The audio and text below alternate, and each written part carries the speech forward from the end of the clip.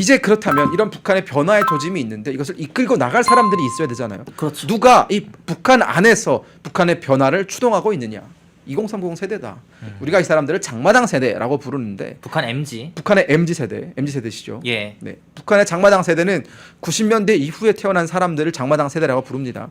자, 그러면 그 장마당 세대라는 것들은 본인이 장마당에 나가서 돈을 버는 사람들이 아니라 장마당에서 돈을 번 사람들의 자녀를 장마당 세대라고 부릅니다. 그러니까 이들은 실질적으로 보시면 자, 이 특징이 뭐냐? 국가에 대한 충성심이 상대적으로 제가 상대적이라는 말을 썼어요. 예. 하지만 절대적으로 빈약합니다. 절대적으로. 왜냐하면 본인이 태어났을 때 딱 보니까 북한은 국가다운 모습이 전혀 아니었어요.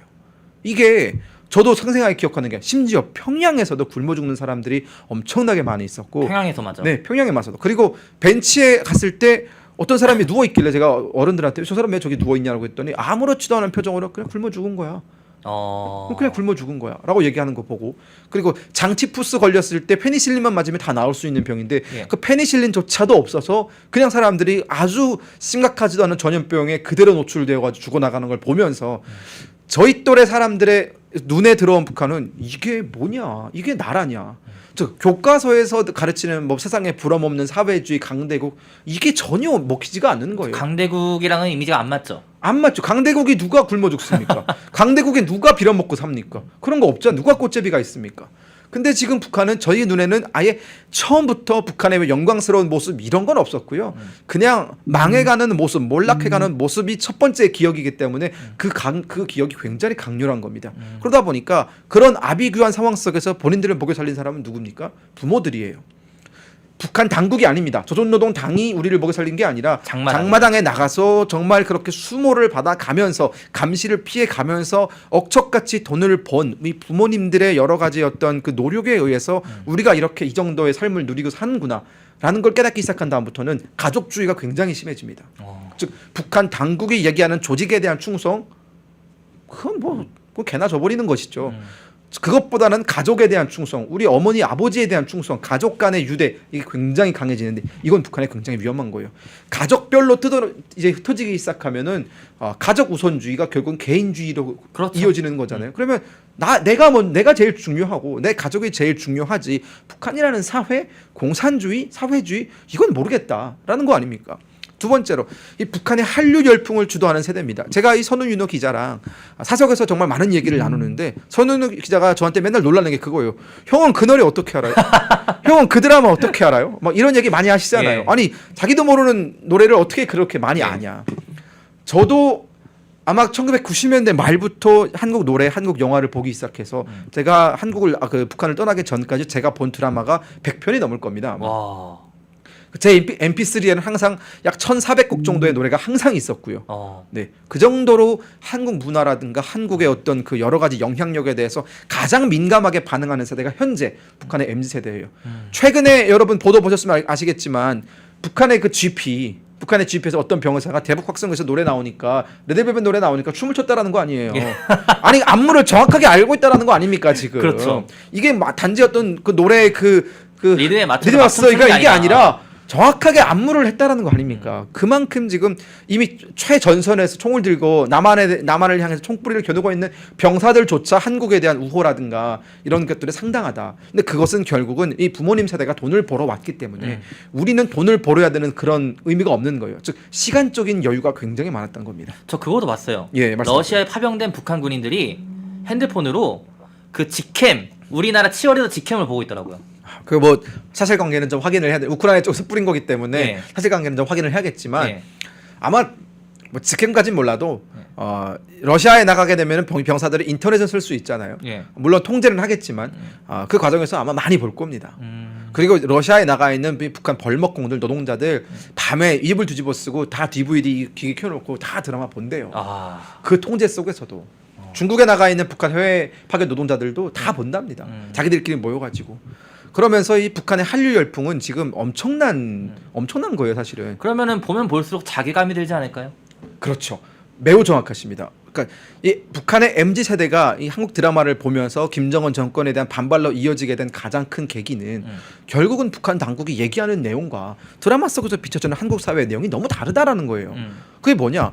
아니 북한에서는 맨날 한국에 뭐 저기 한국 못 산다 막 막 이러고 거지 꽃제비가 넘쳐나고 뭐 학자금 내려고 자기 뭐 눈 팔고 뭐 맹장 팔고 이랬다는데 드라마에 나오는 걸 보면은 제가 참 그거 참 황당했는데 드라마에서 이제 뭐 서민의 삶도 많이 나오잖아요. 서민들의 삶도 그렇죠. 많이 예, 나오잖아요. 근데 그 서민들은 일주일에 한 번씩 삼겹살 먹어요. 그러니까 북한 주민들 봤을 때에는 야 서민이라면서 저게 어떻게 서민이냐? 못 사는 사람들이 어떻게 저렇게 삼겹살을 먹고 그러니까 우리 입장에서는 소고기 못 먹으면 먹는 게 삼겹살이지 않습니까? 우리 대학생 때 생각해 보. 그렇죠. 저는 윤호 기자님도 그렇고 저도 그렇고 대학생 때 돈 없으면 가장 만만한 게 삼겹살이에요. 대표 삼겹살 이런 거 냉삼 이런 게 제일 싸니까, 만만하지 않습니까? 근데 냉삼도 북한에서는 고위층이 먹는 거라니까요. 그러다 보니까 이게 비교가 되는 겁니다. 그러면서 그리고 이때 북한도 지금은 좀 많이 많아졌는데 그때 당시까지만 하더라도 라면 굉장히 귀했어요. 고위층이 먹는 게 라면이에요. 근데 여기선 대학생이 돈 없다고 라면 먹잖아요. 고시원에서 라면 먹고. 고시원에서 라면 먹고 핫바 먹고 예. 핫바 북한에 없어요 그런 거. 네 그러다 보니까 사람들이 이제 자괴감이 드는 겁니다. 아 나도 저도 북한에서 굉장히 잘 사는 그런 사람 중에 한 명이었는데 예. 드라마를 통해서 본 사람들은 야 이건 정말 비교가 안 된다. 이게 뭐 드라마가 맨날 재벌만 나오는 게 아니지 않습니까? 그냥 일반적인 사람들 삶도 나오는데 너무 비교가 되면서 북한 당국의 거짓 선전 깨닫게 되는 겁니다. 그러면서 그걸 깨닫는 사람들이 피디님 PPT 좀 보여주시면 네, 이 김정은 정권의 통치 리더십에 불만을 제기합니다. 네, 저 밑에 문장 저거 좀 확대해 주세요. 김정은이 직접 한 말인가요, 저게? 그렇습니다.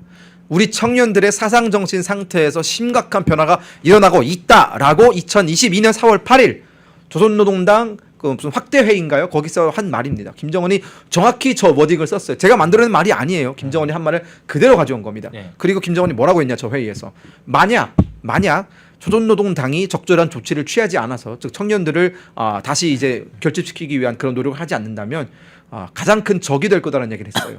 적이 될 거다.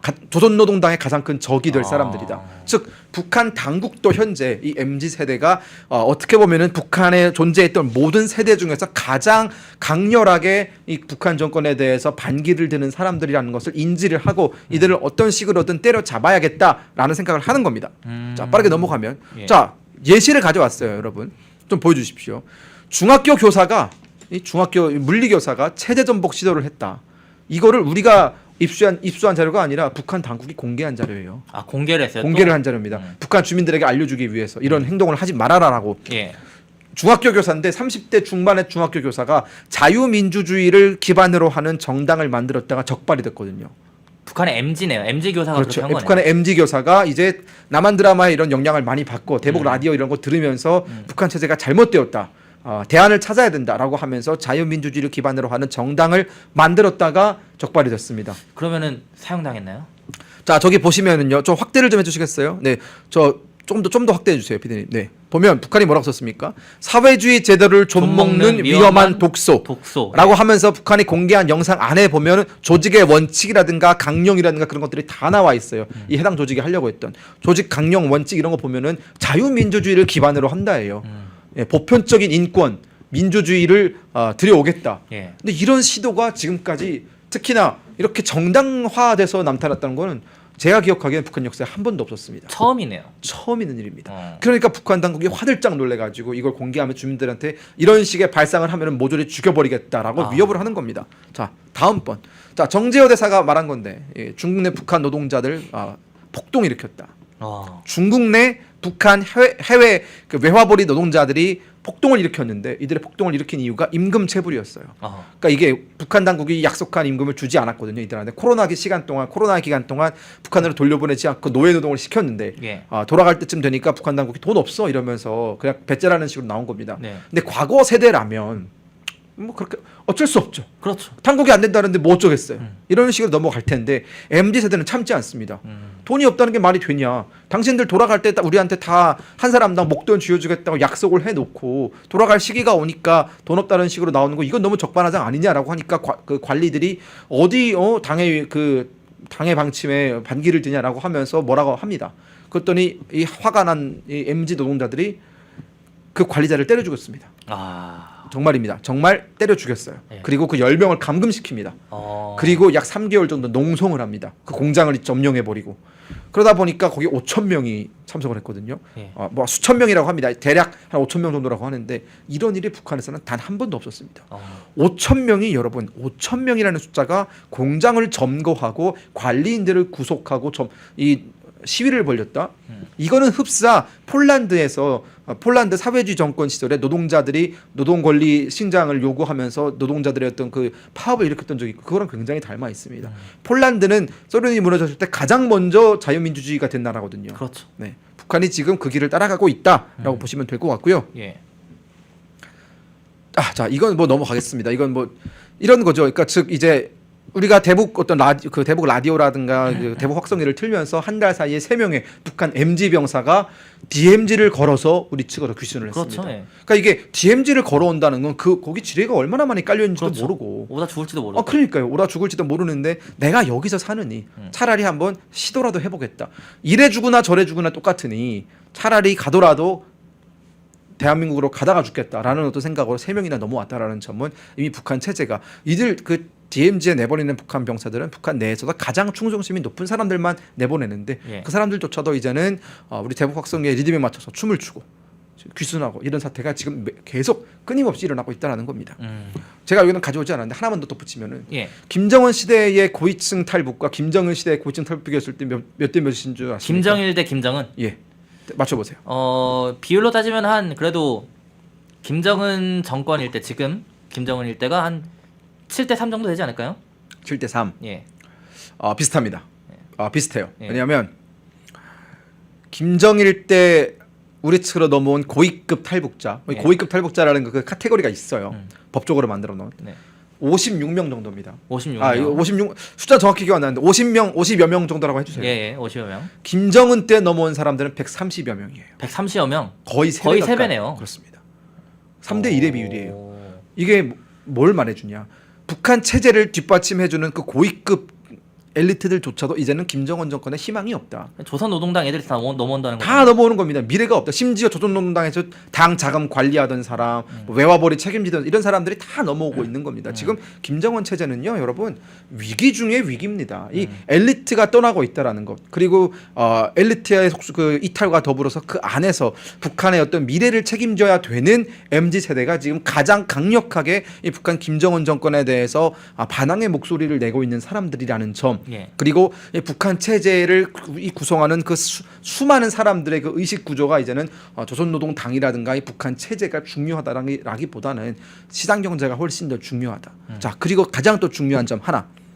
MZ 세대가 한류에 그렇게 열광한다라는 건 우리 입장에서는 굉장히 좋은 겁니다. 왜냐?